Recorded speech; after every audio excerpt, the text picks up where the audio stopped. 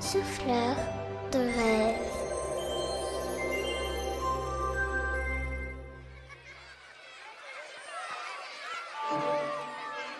Lina discute avec ses copines dans la cour de récréation. Elle parle de tout et de rien, mais Lina ne les écoute que d'une oreille en regardant sa montre. Elle fronce son petit nez et plisse ses yeux bleus. Matteo est en retard. Elle est pressée de le retrouver. Il est le seul à la faire rire aux larmes avec ses histoires abracadabrantes. Matteo est son ami depuis toujours.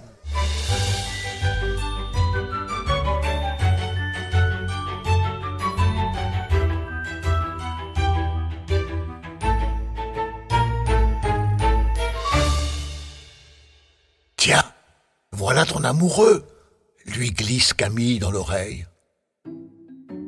Oh, ce n'est pas mon amoureux, c'est juste mon meilleur ami. Lina sourit. Matteo l'a aperçue et marche tranquillement vers elle, les mains enfoncées dans les poches de son jean. Ses cheveux noirs et ébouriffés lui donnent l'air d'être tombé du lit. Mais ce n'est pas vrai. Matteo est comme ça tout le temps. Enfant rêveur, on le dirait venu d'une autre planète. Les pieds sur terre, mais la tête dans les étoiles. Et c'est pour ça que Lina l'apprécie. Elle sautille dans sa direction. « T'es en retard ce matin. Je t'attendais. »« Oh, impossible de mettre la main sur mon livre de bibliothèque. Je n'ai même pas eu le temps de le lire. La maîtresse ne va pas vouloir que j'en emprunte un autre. Ça m'énerve. Tu vas le retrouver, Matteo. Ne t'en fais pas. Dis-lui la vérité, c'est tout. » La sonnerie retentit dans la cour. Et les élèves, d'un seul élan, s'agglutinent devant leur classe.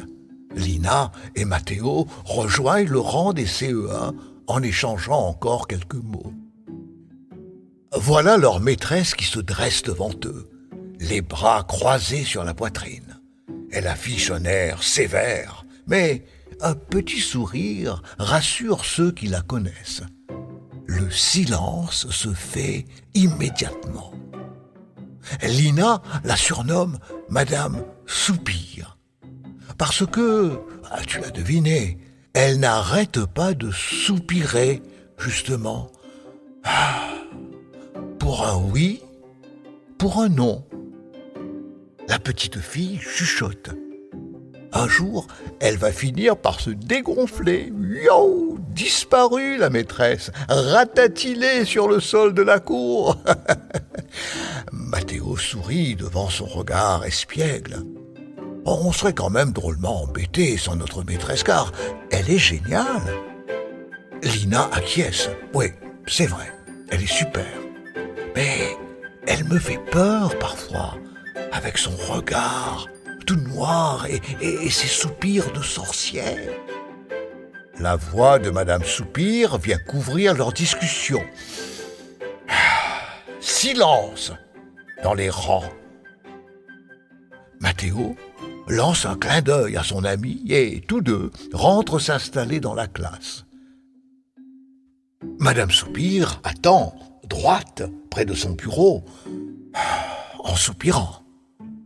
D'un seul regard, elle obtient ce qu'elle souhaite. Encore quelques bruits de chaises et de règles qui tombent. Des murmures glissent de table en table, puis s'éteignent. Enfin, le calme s'installe. Un léger sourire se dessine sur le visage de la maîtresse. Elle tient un livre entre les mains. Aujourd'hui, c'est mardi, jour de bibliothèque. C'est un moment que tous attendent avec impatience, car Madame Soupir leur fait la lecture. Et c'est un moment magique pour Lina et Matteo. Bonjour les enfants. Je vous espère en pleine forme pour démarrer cette journée. J'espère que vous avez rapporté votre livre de bibliothèque. Le nez baissé sur sa table, Mathéo se demande ce qu'il a bien pu faire avec son livre. Il ne le trouve nulle part. Il appréhende la réaction de Madame Soupir. Le sourire de Lina le rassure un peu. Tous les livres empruntés doivent être rapportés chaque mardi, c'est le règlement. Ils sont donc déjà sortis des cartables. La maîtresse circule entre les rangs et s'arrête devant Mathéo. Son œil de rapace, celui qui voit tout, a repéré que la table du petit garçon est déserte. « Tu as oublié ton livre, Mathéo ?»« Oui, maîtresse, je n'ai pas fini de le lire. »« Cela m'étonne. Je pense que tu ne l'as même pas commencé. » Figure-toi que je l'ai retrouvé dans un petit coin de la bibliothèque. Le voici. Mathéo baisse les yeux, honteux. Ah, j'avais dû l'oublier alors. Mais je suis content, maîtresse, car je croyais l'avoir perdu. Pour te faire pardonner, tu vas commencer à lire à voix haute pour toute la classe. Madame Soupir rejoint l'estrade, près du tableau. Mathéo ouvre le livre et commence sa lecture. Le petit poussé, soudain, il se tait, tourne les pages de son livre. Ses camarades se retournent, attendant que Mathéo commence l'histoire. Madame Soupir s'impatiente. « Eh bien, Mathéo, que se passe-t-il » Lina se penche sur l'épaule de son ami et pousse un cri. « Ah, mais il n'y a rien ?»« Comment ça, rien ?» demande la maîtresse. « Tout a disparu. Il n'y a plus de mots, explique Mathéo. En un instant, c'est le brouhaha dans la classe. Les élèves qui veulent tous en savoir plus se regroupent autour de Mathéo. Madame Soupir saisit le livre. Elle est aussi pâle que le tableau blanc de la classe, les yeux écarquillés devant les pages vides de mots. Elle murmure « Qu'est-ce que c'est que cette histoire ? Qui a pris les mots, maîtresse ? Je n'en sais rien, les enfants. Je ne comprends pas. C'est la première fois que je vois ça. La disparition d'une histoire. » Lina intervient. « Comment faire pour la retrouver ?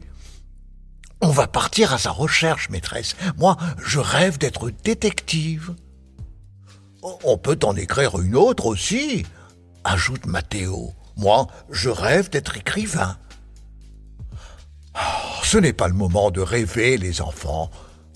Nous avons là un mystère à éclaircir.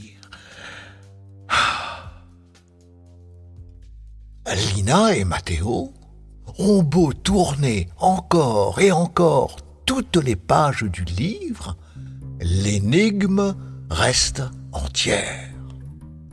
C'est tout de même incroyable. Une histoire ne peut pas disparaître comme ça. Il leur faut absolument découvrir ce qui se passe. Un grand silence s'installe à présent. Lina ouvre son livre et vérifie que les pages sont toujours remplies de mots. Un regard autour d'elle la rassure. Apparemment, les autres enfants ont fait comme elle. Il n'y a pas d'autres histoires envolées. Les élèves suivent à présent Madame Soupir dans le couloir qui mène à la bibliothèque. Chacun porte son livre et chuchote avec son voisin. Cette disparition étrange a fait perdre l'envie de chahuter aux plus dissipés. La porte s'ouvre en graissant. Lina reste silencieuse. Elle ressent une petite boule d'appréhension et saisit la main de Matteo. Son contact la rassure et renforce son envie de résoudre ce mystère. Devant eux, les meubles de la bibliothèque se dressent, chargés de livres. Apparemment, rien n'a changé. Matteo s'approche à pas de loup du coin des contes. Regarde, Lina, certains livres sont à l'envers. Oh, c'est bizarre. Lina saisit un livre au hasard, Le Petit Chaperon Rouge de Perrault, une vieille édition avec des illustrations à l'encre noire. On ne peut pas l'emprunter car il est très ancien. Les deux amis s'assoient sur la banquette de tissu rouge et commencent à lire. Il était une fois une petite fille de village, la plus jolie qu'on eût su voir. Sa mère en était folle, et sa mère grand, plus folle encore. Elle habitait une maisonnette près du bois. « Boucle d'or, lui avait dit sa maman, ne t'en vas jamais seule. On ne sait pas ce qui peut arriver dans le bois à une toute petite fille. » Le petit chaperon rouge partit aussitôt pour aller chez sa mère grand, qui demeurait dans un autre village. Il vit briller sous les arbres une jacinthe bleue. Lina et Matteo se regardent, affolés. Mais c'est n'importe quoi. Le petit chaperon rouge et Boucle d'or dans la même histoire. Lina n'en revient pas. Ce n'est pas possible. Oh, c'est sûr qu'elles vont se disputer. Qui a mélangé les contes ? Chuchote Matteo. Et le livre de Boucle d'or et les trois ours, il est où ? Matteo s'approche du rayon contes et légendes. Rien. Pas de Boucle d'or. Le livre a disparu. Tu sais, je crois qu'il va falloir qu'on mène l'enquête. Moi qui ai toujours rêvé d'être détective, me voilà servi. Oui, tu as raison. C'est trop grave cette histoire de contes envolés et dérobés. Leurs regards se croisent à cet instant et sans rien ajouter, ils sentent tous les deux que le moment est important. Quoi qu'il arrive, c'est décidé. Ils vont résoudre cette énigme. Lina et Matteo rejoignent leur groupe. Ils ouvrent déjà de grands yeux à la recherche d'indices. Soudain, ils s'immobilisent et se regardent atterrés. Un drôle de bruit vient de résonner juste sous leurs pieds. On aurait dit un sanglot, ou peut-être un rire étouffé. Quelqu'un se cache sous le vieux plancher de la bibliothèque.